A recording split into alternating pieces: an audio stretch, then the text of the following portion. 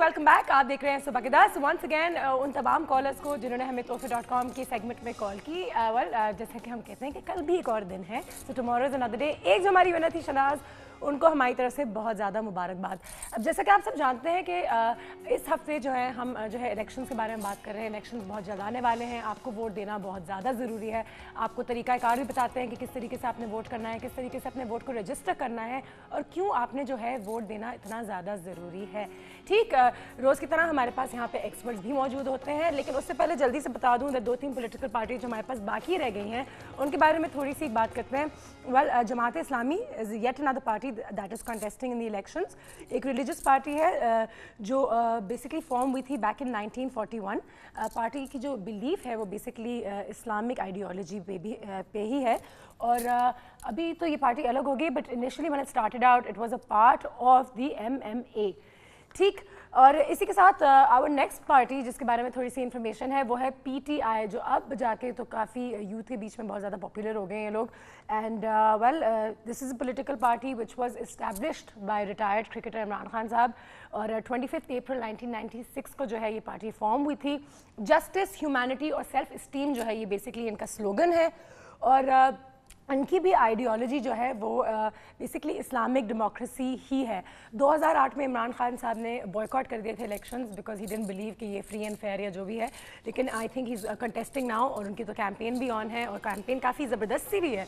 जो हम बात कर रहे थे कि कितने कैंपेन्स पे जो है पैसे खर्च होते हैं। आज जो हमारे पास एक्सपर्ट यहाँ पे मौजूद हैं, सबसे पहले तो हमारी रेजिडेंट एक्सपर्ट नादिया सैयद हैं हमारे साथ इस शो पे। अस्सलाम वालेकुम। और नादिया सैयद के साथ यासीन मोगल साहब हैं जो एक पॉलिटिकल साइंस के प्रोफेसर भी हैं। अस्सलाम वालेकुम सर, कैसे हैं आप? भी हैं कह दिया मैंने, पॉलिटिकल साइंस के प्रोफेसर हैं सर। सबसे पहले तो आपको खुशामदीद। और पहला सवाल जो हमारा ये है कि डेमोक्रेसी के बारे में बहुत बातें हो रही हैं और जहाँ पे हमें लग रहा है कि इलेक्शन सही नहीं होते, अब मुल्क के हालात बहुत ख़राब हैं, वहाँ पे हमारे एक्सपर्ट्स ने हमें ये भी कहा है कि एक अच्छी बात है कि 5 साल जो है डेमोक्रेसी के ज़रिए निकल गए हैं, बहुत अच्छी चीज़ है ये। क्यों इतना ज़रूरी है कि ये हम डेमोक्रेसी हमारे लिए इतना क्यों? पहले तो मैं आपको बताऊं कि डेमोक्रेसी है क्या। मतलब ये दो अल्फाज से मिलकर, जी, 2 अल्फाज से मिलकर बना है, डेमो और cracy. Demo mean public, cracy mean government, यानी गवर्नमेंट यानी आवाम की हुकूमत, डेमो मीन पब्लिक, पब्लिक की हुकूमत। तो डेमोक्रेसी इटसेल्फ जो है वो आजकल सबसे ज़्यादा पॉपुलर जो टाइप्स ऑफ गवर्नमेंट में जो टाइप्स ऑफ गवर्नमेंट हैं उनमें सबसे ज़्यादा ये जो पॉपुलर है वो डेमोक्रेसी है। तो इसमें इब्राहिम लिंकन की बड़ी अच्छी डेफिनेशन है और कि government of the people, for the people, by the people. जी जी, तो इस तरह से ये मतलब आजकल पॉपुलर सच्चाई होती है इसमें थोड़ी बहुत, क्योंकि जब हम कभी डेमोक्रेसी के बारे में सोचते हैं तो हम जब पाकिस्तान में हमने इस 5 साल में अगर डेमोक्रेसी भी देखी है तो बहुत सारा हंगामा भी देखा है, बम ब्लास्ट भी देखे हैं। जिन लोगों के फैमिलीज तबाह हो गई हैं उनके लिए डेमोक्रेसी का तो कोई फ़ायदा नहीं रहा है। हम तो ये बैठ के बड़े आसानी से ये बात कर सकते हैं कि हाँ अच्छी बात है 5 साल निकल गए, क्योंकि हमारे साथ ज़्यादा से ज़्यादा एक मोबाइल फ़ोन गया होगा 5 साल में। तो बताएं कि ये होता है शुरुआत में, ये क्या डेमोक्रेसी की प्रॉब्लम्स हैं जो खुद ही 10, 12, 15 साल में ख़त्म हो जाती है? जी, ग्रेजुअली, क्योंकि इसमें एक तो पता है ये जो डेमोक्रेसी है इसमें लोगों की चूँकि खुद एसेंस शामिल होती है, लोग खुद वोट करते हैं, अपनी पसंद से नुमाइंदे मुंतखब करते हैं। उसकी वजह से ये होता है कि आवाम में जो है वो पार्टिसिपेशन का सेंस होता है कि हम लोग पार्टिसिपेट कर रहे हैं गवर्नमेंट में, यानी हमारा भी कुछ हिस्सा है गवर्नमेंट में। और ये ग्रेजुअली जो भी इसकी डीमेरिट्स हैं वो आहिस्ता आहिस्ता ग्रेजुअली जो है वो ख़त्म हो जाती हैं। जब एक ख़ास वक्त पर 2, 4, 6 दफ़ा जब एक्सरसाइज होगी इलेक्शन की तो इंशाल्लाह ये सब मूव आउट हो जाएंगी, ख़त्म हो जाएंगी। नादिया क्या कहोगी भाई, आपके हिसाब से डेमोक्रेसी कितनी ज़रूरी है? Well, I think it is the only way. And जैसे कि हम कल भी बात कर रहे थे कि ये बार बार एक्सरसाइज होगी, राइट? बार बार जो है वो डेमोक्रेसी के थ्रू इलेक्शंस और जब चलते रहेंगे तो आहिस्ता आहिस्ता लोग जो है वो फिल्टर होके, यानी कि छन्नी की तरह, मतलब जो सारा बैड है it will be left out and इंशाल्लाह the good will come out and rise up, I guess. बिल्कुल, मेरे ख्याल से इंडिया में भी अगर आप यही एग्जांपल देख लें तो उन्होंने किया हुआ इस तरीके से, तो अब जाके वो कहीं ना कहीं पहुंच ही गए all over the world. Even अगर आप स्टेट्स देख लें, कनाडा देख लें, उनको भी टाइम, लेकिन इंडिया से कंपैरिजन इसलिए होती है क्योंकि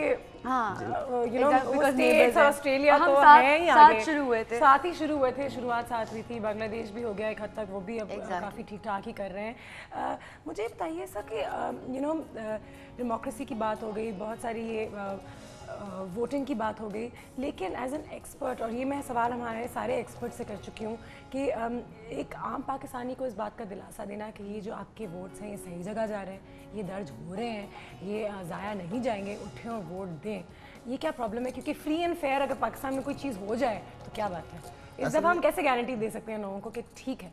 जी ठीक है, पहले तो इलेक्शन कमीशन को आप देखें कि कितना ज़्यादा वो जो फ्री एंड फेयर है, हाँ। लोगों का ट्रस्ट है, तमाम पार्टीज ने उसको जो है वो एक्सेप्ट किया है, हाँ। कि ठीक है। सबसे मेन चीज़ तो वो है ना, जो इलेक्शन कंडक्ट करवाने हैं वो इलेक्शन कमीशन ऑफ पाकिस्तान को करवाना है, ईसीपी को करवाने। तो ईसीपी पर जब लोगों का एतमाद है, हाँ। तो डेफिनेटली इंशाल्लाह सिस्टम पर भी एतमाद आएगा, जो लोग इलेक्ट होंगे इंशाल्लाह वो बेहतर होंगे पहले की निस्बत। और आपने देखा फर्स्ट टाइम जो हो रहा है वो आर्टिकल 60 जो है वो 2 और 3 का भी जो है यूज़ हो रहा है, और जो है लोग जो है उससे काफ़ी ज़्यादा फिल्टराइज्ड हुए हैं। इवन कुछ लोग थोड़े से मॉडर्न है क्या? एक मुझे तो हाँ जी उसमें है कि मतलब आपकी क्रेडिबिलिटी चेक करते हैं, वो कितना ऑनेस्ट आदमी है, हाँ। कितना यानी कि वो रिकॉर्ड कैसा है जी, कैसा प्रीवियस रिकॉर्ड कैसा है, वो किसी नजरिया पाकिस्तान जो पाकिस्तान की बुनियाद है कि पाकिस्तान जिस पर बनाया गया, हमारे जो अकॉर्डिंग टू कॉन्स्टिट्यूशन भी इसमें बिलीव रखता है, जो बिलीव रखता है या नहीं रखता। जी जैसे कि जिन लोगों ने पास नहीं रखा कॉन्स्टिट्यूशन का, उन लोगों को पेपर्स नहीं दिए गए नामजदगी के, they have actually taken that step. ठीक है। पॉलिटिकल कैंपेन्स की हम बात करते हैं, कितना ज़रूरी है कि हमारे पास कुछ 25-30 करोड़ रुपए हों कि हम अपना कैंपेन अच्छे से कर सकें, या उससे क्या हमें ज़्यादा वोटें मिलती हैं? वोट्स तो डेफिनेटली मिलते हैं, क्योंकि आपको पता है पॉलिटिकल जितनी ज़्यादा अच्छी कैंपेन चलाएंगे, लोगों को मोटिवेट करेंगे, मोबिलाइज करेंगे, उतने ज़्यादा वोट लेंगे वो। लेकिन इसमें चूंकि आपको पता है election commission of Pakistan already जो है एक वो लिमिट इम्पोज कर चुका है कि नेशनल असेंबली के लिए 15 लाख रुपए तक है, 15 लाख तक है, और जो क्या सूबाई असेंबली की कैंपेन के 10 लाख तक है। ठीक है, very nice. Well there you go. इसी बात पे हमने एक छोटे से ब्रेक पे जाना है। ब्रेक से जब वापस आएंगे तो अगर आपके पास भी कोई सवाल है तो प्लीज़ हमें कॉल कीजिए। नादिया के पास भी अगर 1-2 सवाल होंगे तो हम यासीन साहब से ज़रूर करेंगे।